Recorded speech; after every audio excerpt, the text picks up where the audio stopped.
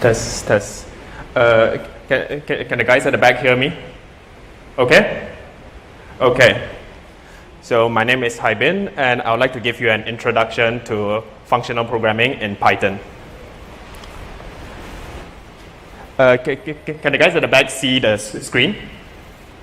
Okay? Maybe a little bit small. If you want, you can just come to the front. So just a quick remark that the techniques that I'll be showing in this talk comes from a different language called F#. F# is a functional first programming language developed by Microsoft.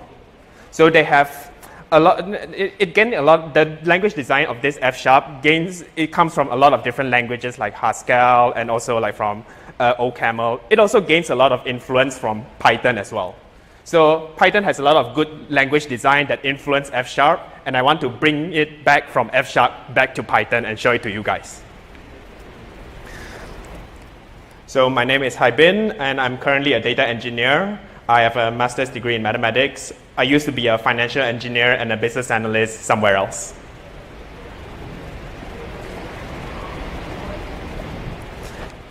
So today I would like to illustrate like 3 concepts in functional programming, and I want to show you the style of writing code in a functional way, in an F# way. The 3 concepts are keep, change, and then. Keep, change, and then. If you use a more functional language, you may see jargon like filter, map, and pipe forward. I'll keep it simple. Keep, change, and then. There's also another keyword called reduce. I'll briefly mention about it later. So let's start off with the keep function. Let's say that you have a list of 1 to 10. You want to keep the even numbers, and you want to remove odd numbers. What will be your final result? Your result will be 2, 4, 6, 8, 10. So far, so good, right? Nothing fancy here, still easy. If let's say you have 1 to 10, you want to keep the prime numbers. What would be your final result? The result will be 2, 3, 5, 7. So, given a list and a condition or criteria, you can create a shorter list such that you keep those that are true and you remove those that are false. Granted, in Python, you can already do this in pandas. You can already do this using list comprehension. So you can already do it in Python. So I just want to highlight to you the existence of this thing.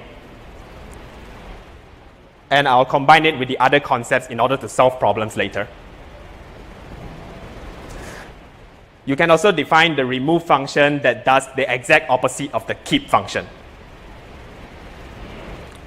So far, so good? Now the change function. From 1 to 10, you want to change x to x times x. Change x to its square. What will be the result? The result will be 1, 4, 9, 16, 25, etc., etc. Straightforward, right? If let's say you have 1 to 10, and you want to change it to x to 1 divided by x, what would be your result? Change x to 1 divided by x. You'll get 1 divided by 1, 1 divided by 2, 1 divided by 3. You get all these fractions. You can also express it in decimals if you want to. So again, given a list and a formula of how you change each individual element, you are able to create a new list that depends on the original list and the formula that you want to transform each element to. Again, you can already do this in pandas. You can already do this in using list comprehension in Python. So again, I'm just highlighting like these concepts to you. These concepts should be easy, but I want to highlight the next concept later, but let me do a summary. Why do we want to define these functions, the keep function and the change function? It's because it allows you to avoid using for loop. Or at least you can use for loop implicitly in your code. You just tell the computer, what do you want to do with the list? Do you want to change it? Do you want to keep some element or remove some element? Usually when you have a list, you either change individual element or you keep or remove some elements. You are able to work at a much higher level and you let the computer handle the details at the background. Just tell the computer what to do, how to do it, but you don't need to implement the for loop yourself. So these are all good. You can already do this with existing Python code, but I want to highlight this one. This is the key concept for today, which is the then. Let me do an explanation. Can you guys see the picture over here? The picture over here? I start off with an element x on the left-hand side, and I want to pass through 3 different machines, 3 different functions, f, g, and h, in order to produce the final result. I have an input x. I want to go through 3 machines, 3 functions to produce the final result. How would you write this in mathematics or in Python? You will write something like this: h, g, f of x. Is this okay? Yeah. So this is all good for programmers and mathematics students, but it's not so natural to, let's say, a typical English speaker. Like, this notation looks a little bit scary for non-programmers or non-mathematics students. It would be great if we can write it in such a form. You start off with x, first you do f, then you do g, then you do h. This looks a little bit easier, right? It takes up more lines, sure, but this is a much easier formula for, let's say, a non-programmer, let's say a typical English speaker. It's like following, let's say, a cooking recipe. Like step 1, do this, step 2, do this, step 3, do this. And by hacking around with some of their Python syntax, I'm able to achieve this. It will look something like this. Something like this. This would be a valid Python code. First, step 1, you do f. Step 2, you do g. Step 3, you do h.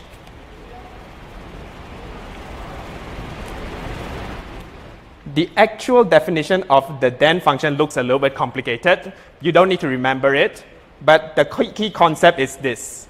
I can express my calculation using a step-by-step, like step 1, step 2, step 3. Like this. Is everything okay? Now, with these 3 concepts, keep, change, and the then, I'll start attacking some problems from Project Euler. Have you guys heard of this website called Project Euler? Maybe some of you have. Have you guys heard of this website called like HackerRank, or let's say some of those challenge programming websites where you can try out some programming challenge problems? Right? So this is Project Euler is one website with math and challenging programming challenge problems. And I'll attack problems from this website using the techniques that I mentioned just now. For example, question 1 from that website. From 1 to 999, find the sum of all numbers that are either multiples of 3 or multiples of 5. If, let's say, you are faced with this problem, how would you write a code to solve this problem? You can certainly use for loop. You can certainly use list comprehension. If you want to be fancy, you can use pandas. But let me show you my way of writing it. I try to import the techniques from the language F#. My code would look something like this. This is my code. I'll leave it here for like a few seconds.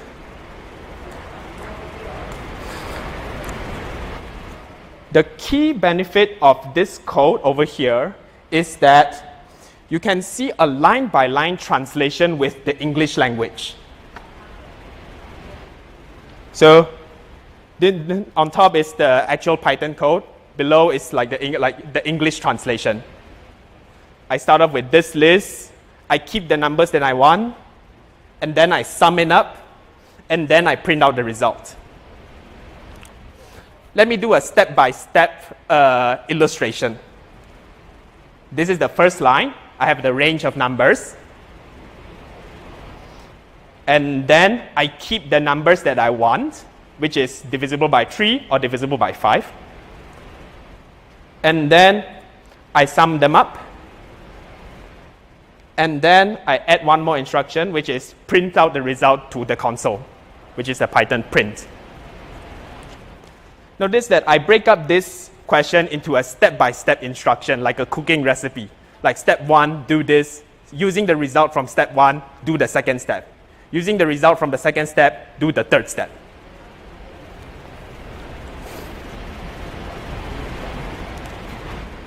Any questions? What's the speed of this method compared to the function? Okay, I'll explain about this later. There are some pros and cons about like functional programming. I'll explain with another example later. That functional programming, there's some bad parts in the sense that it may not be the most efficient method if, let's say, compared to, let's say, using index or like going through it, like for I in this range, you do something. I'll show with another example later. Sometimes it's not as efficient as the best method, but what you get in return is extremely clear clarity. You are able to see the step-by-step process of what's going on. I'll show you with a not so efficient example to see the bad parts about functional programming later, or rather like criticism. So for example, question number 2, in this list of Fibonacci numbers, what is the sum of the even numbers less than 4 million in this list of numbers? You have a list of numbers. What is the sum of the even numbers less than 4 million? My solution, again, you can do it in pandas, you can do it in list comprehension. My solution would look like this. You need to do some construction of the original list first, and then afterwards you can just do this step-by-step process. I'll do a step-by-step demonstration. You start off with the original list. This is the original list. You keep some of those that you want.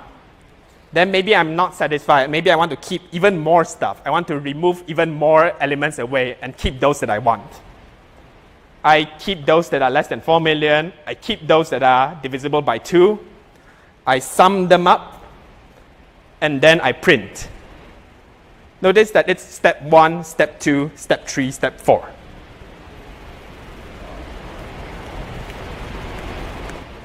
Any questions?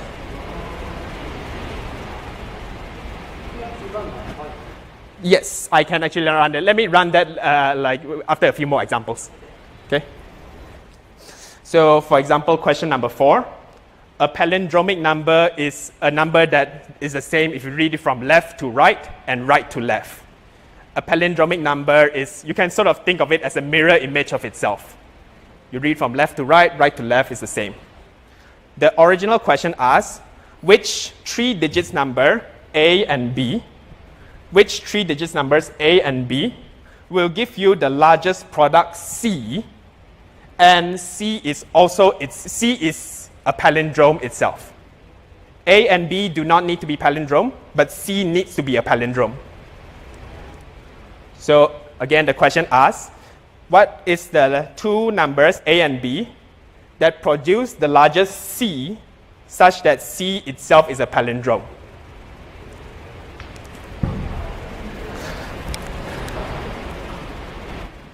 If let's say you are faced with this problem, how would you solve it? How I would solve it would look something like this. I start off with each pair of numbers, and then I calculate the product for each pair of numbers, and then I keep those that are palindrome, and then I find the maximum, and then I print it out. There might be some slight modification you need to make in order to make this function work for tuples, but roughly speaking, this would be how it would look like. There are some modifications needed to make it work for Python syntax. Is it okay? So for example, question number 6.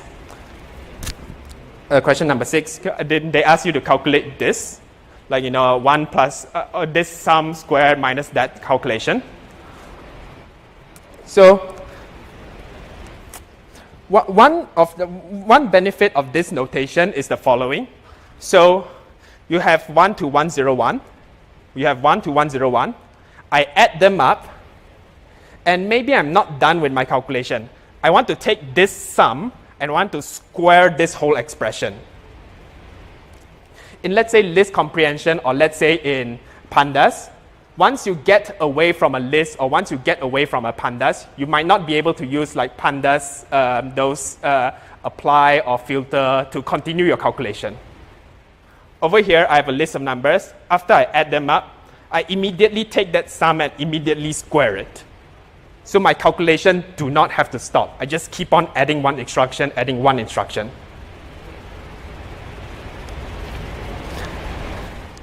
And similarly, I can calculate whatever's on the right-hand side using the same notation, and then I take left-hand side minus right-hand side. That's my final result.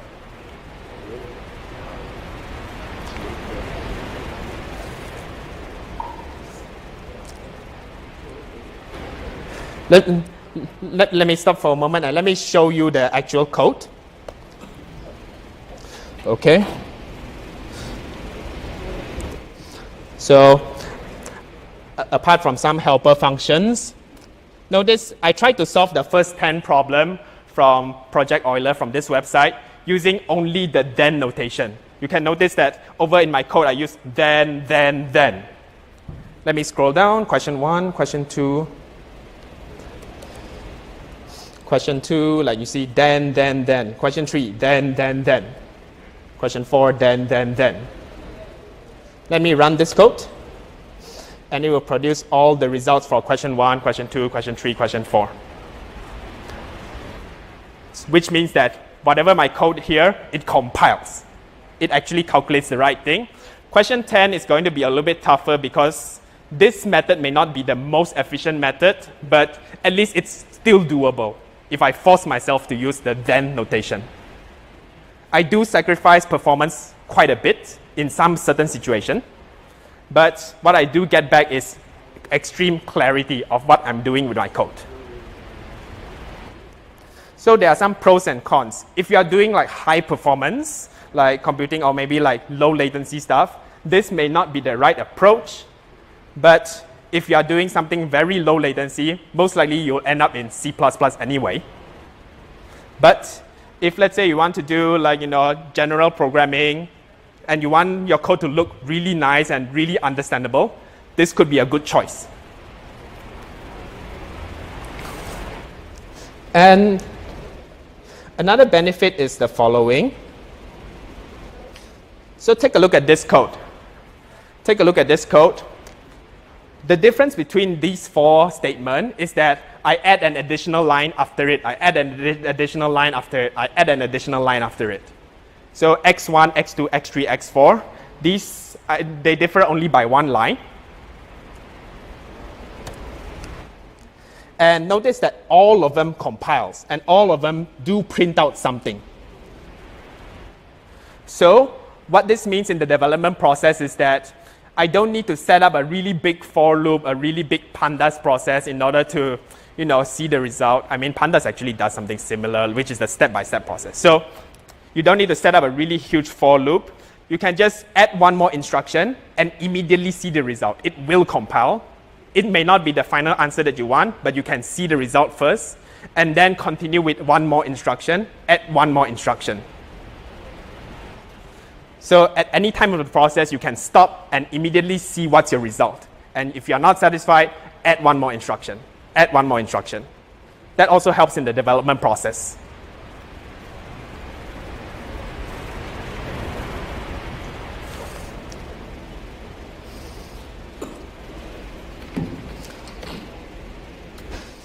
So question number 8, which is an example that I want to get to, which is the criticism. So you have a really long string of digits. You have a really long string of digits. And you take 4 digits at a time, 4 digits at a time, 4 digits at a time. You calculate the product. The 4 digits that produce the largest product is this 9989. So in this long list of the string, the 4 neighboring digits that produce the largest product is 9989. In the original question, they give you a 1,000 digit number. They ask you to calculate which 13 adjacent digits gives you the largest product. In the original question, you have a 1,000 digit number, and you calculate which 13 digits gives you the largest product. So you can try to approach this problem using a more traditional like for loop or pandas or maybe list comprehension. My solution would look like this. This would be my solution to this problem. Let me do a step-by-step analysis of this problem. I have a long string of numbers, and I take out each individual character and I convert it to an integer. This is step 1. And step 2, I break it up into windows of 13. So over here, I have a list of 13 numbers. I have a list of 13 numbers. I have a list of 13 numbers. So I have a list of lists. I break it up into windows of 13. And each window, I calculate the product. And after calculating the product, I find the maximum and I print it out. This would be my solution. There is one criticism to this problem is the following. At this step, we have 1,000 digits. This step, we have 1,000 digits. The next step, I break it up into windows of 13. What this effectively creates is approximately 1,000 such windows. Each window has 13 numbers. So effectively, I take a 1,000-digit problem and I convert it into a 13,000-digit problem. Is it the most efficient? Most likely not. Because I take 1,000 digits and I create approximately 13,000 digits before I do any other computation. If you are resource crunch, if you don't have enough resource, then this may not be the right approach. But if you have the resource, this gives you the benefit of extremely clear code. You are able to see each step of the process, what am I trying to produce, before I hit the final result. Is this okay? So there's more math examples. Find A, B, C that satisfy these conditions, like satisfy A squared plus B squared equals to C squared. So my code would look like this. Each pair of A, B, I calculate the value of C, and then I keep those that satisfy those conditions that I want before I print out the final result. Some modifications are needed in order to make it work for tuples, but approximately it will look like this.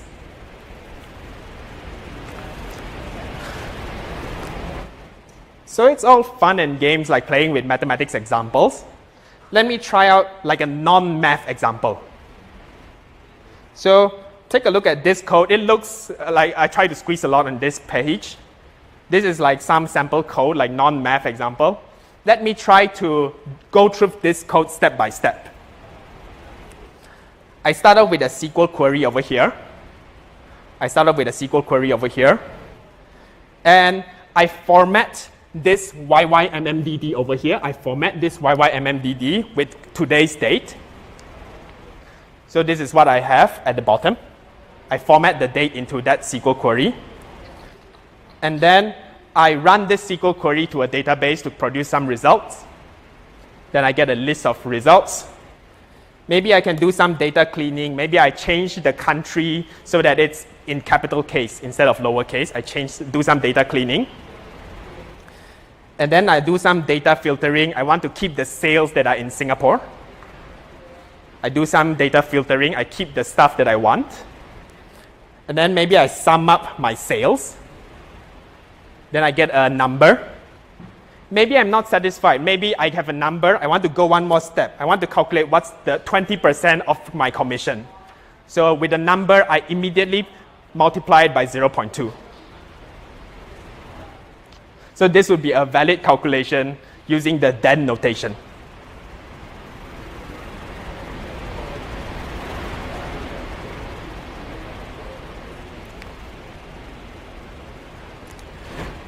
Everything okay? Maybe let's try another non-mathematics example. So over here, in step 1 over here, I have a local folder in my computer. I have a local folder. I list out where the content of that folder. Maybe I do some data cleaning. There are some corrupted files in that folder that I do not want, so I remove them. Maybe there are corrupted files, I remove them. And for all the remaining good files, I count how many lines are there in those files and I add them up, I sum. This would be a valid code using the then notation as well.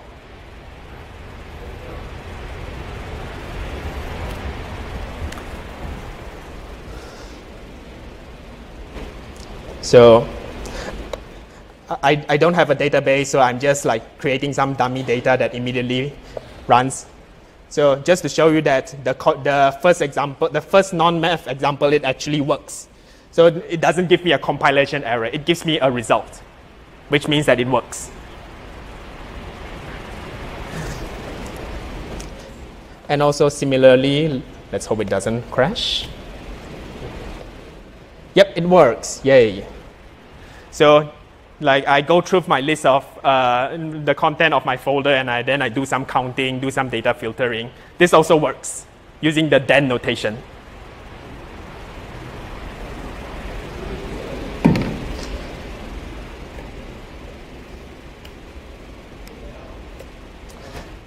So that's roughly it. Let me do a little bit of extra about functional programming. There's also the optional topic about reduce.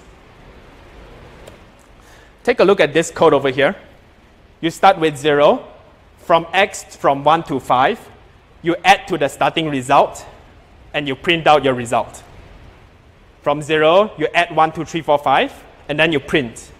You get the answer of 15.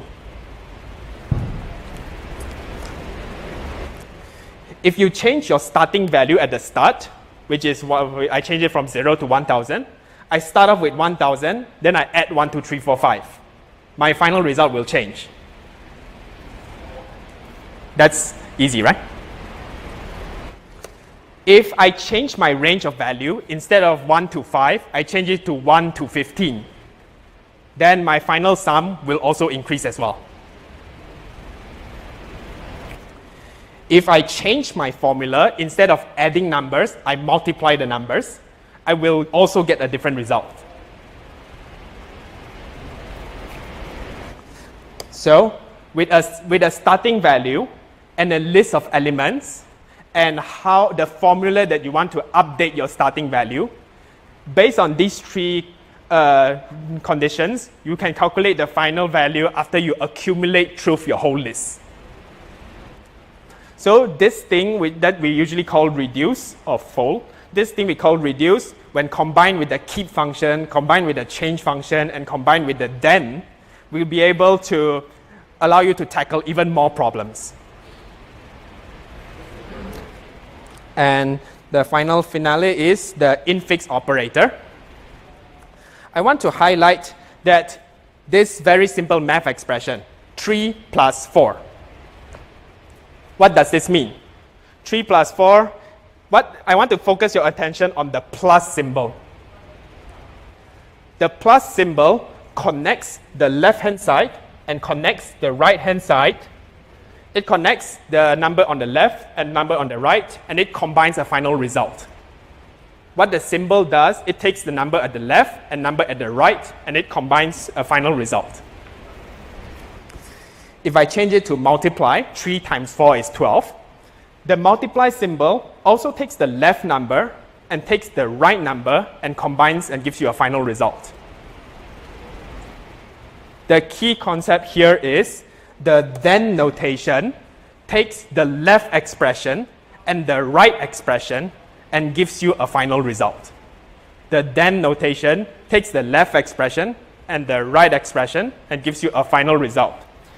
Which, if you write it in multi-lines, it takes the top expression and the bottom expression and gives you a final result. That's the glue that glue everything together.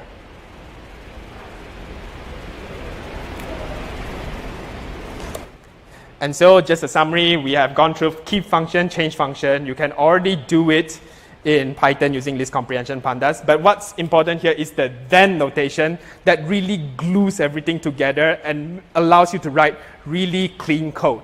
May not be the most efficient, but certainly very clean and understandable.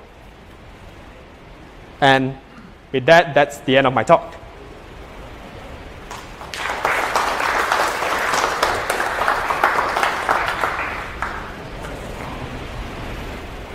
Yes? Do you think that the way you presented it here, Yes? why it is defined this way, needs to be taught in schools at the beginning, before you're starting to optimize the code, you need to understand how you're writing a code. So functional thing, do you think should be a foundation and then optimization comes first, or you have a different ideas?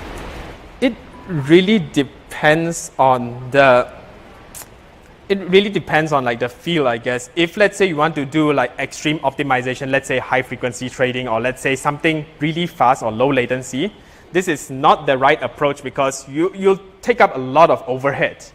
And also you may not be doing the most efficient optimized method.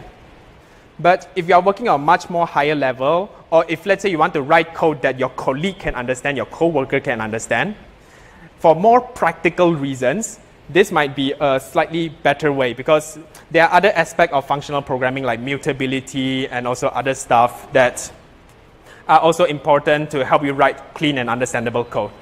If the computer is able to understand what I've written just now, you don't need to go to a much lower level, which is let's say a for loop, unless absolutely necessary. Because if you are using a for loop, you need to go through the index. You might potentially get, let's say, a list overflow. Let's say a list has 100 elements and you access the 200th element from that list, and then you get like some error.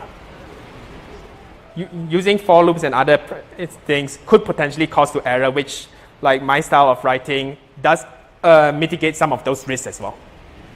One more question here. Yeah, the example you pointed out about the file directory. Yes. Say, for instance, you have some bad files and you want to remove it. As illustrated by you just now. Yes. So I quite disagree with this thing. Yes. The point is, it seems to me this is totally case insensitive. So I don't know what are the underlying code, because literals can be changed to hexadecimal or decimal or whatever that is, which represent that. And in such a case, it's actually case sensitive, especially in the Unix system, which you can use question mark as a file name, which is unseen in Microsoft stuff. Yes. So that eliminates a lot of capabilities, and this won't work anyway. For that, because I'm only doing some like basic examples, if you move, there are certainly some higher level functional programming concepts, especially if you are using Haskell, where they enforce purity a lot. What purity means is that, for example, let's say you want to talk to a web server, or let's say you want to access a database, or let's say you want to read a file code, you want to read a file from your computer. All of those processes could potentially fail. You get something from the website, you get something from a database, you read a text file from your computer, all of those will fail. At this current level of functional programming, only change, keep, and then it's somewhat limited to attack those higher level problems, which is handling potential failures, which some other functional languages like Haskell handles it really well. But yeah, I understand your consideration. More questions? I guess it's a bit related to the last one. This is a fascinating way of writing functional operations, and it looks really clean. I'm curious about error handling in general. Doing this in Python, what has been your experience? Is it putting a try except around it? The except is going to be hideous. If effectively, you can certainly create, like, let's say a data type. Let me write it here. Let x equal to 1, 2, 3, true. So let's say, x is a variable that contains two content, a number and a true false value. So if let's say the second value is true, I can safely act on whatever's on the left-hand side. And if it is a false, then I have no guarantee what's on the left-hand side. Maybe it's a decimal, maybe it's a string, maybe it's null. So like such a simple data type, which is a tuple, you store whatever information you want on the left, and you store your information, the true-false value on the right-hand side. And that will give you an additional guarantee. Not 100% in Python, but the guarantee is much stronger in other functional languages like F# and Haskell. Okay, sorry, Yes. I messed up slightly different. So if you've got a list of these tuples, and you ask for the first index for one of them in your lemma function, and it's not a list, that's just going to throw an index error value error. You Hash that and deal with it. Right? The code looks fantastic. I would say that like it's you know if so certainly like because Python is dynamically typed, so there's only limited capabilities of what we can guarantee to it. So if you are using like let's say F# or Haskell, they also have static checking, which checks whether something is exists or not. Then it will help you detect whether something is not. Maybe if you want, we can talk about it after the talk. Okay, one more question. Thank you for sharing. I think it's really interesting, and I've done some protocollers myself, and Yes. the code becomes so long.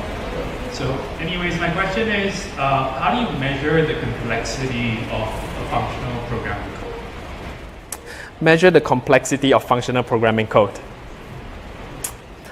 I mean, just to do like an illustration, so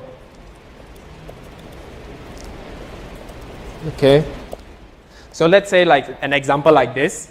I started with a list, and then I do some keeping or removing. I remove the stuff that I do not want, and I keep the stuff that I want. Then I do another step, I keep the stuff that I want. The problem here is that every single step, I have no guarantee if anything will be removed or anything will be kept. The worst case scenario is that every single step, I keep everything. I cannot remove everything. So I start off with a list, I keep some stuff, and then I keep some stuff. There are no guarantees of removing stuff. The worst case scenario is at each individual step, we are recreating the same list again. So when you write code like this, you have to keep this like at the back of your head, I guess. If let's say you are doing calculation on let's say a list of billion stuff, then it might not be the best way. But generally speaking, if let's say your list is less than 1 million or maybe 10 million, this should be okay. Less than 1 million, then this method usually is okay. Of course, depends on your data type, I guess. If let's say you have 1 million data and each individual item in the list is like 1 megabytes or something, then yeah, it could go wrong. Okay, I think those were some pretty tough questions. Thanks for your talk, really amazing stuff, it looks amazing. We still have about half an hour or so I think there might be 1 or 2 slices of pizza left. You can grab some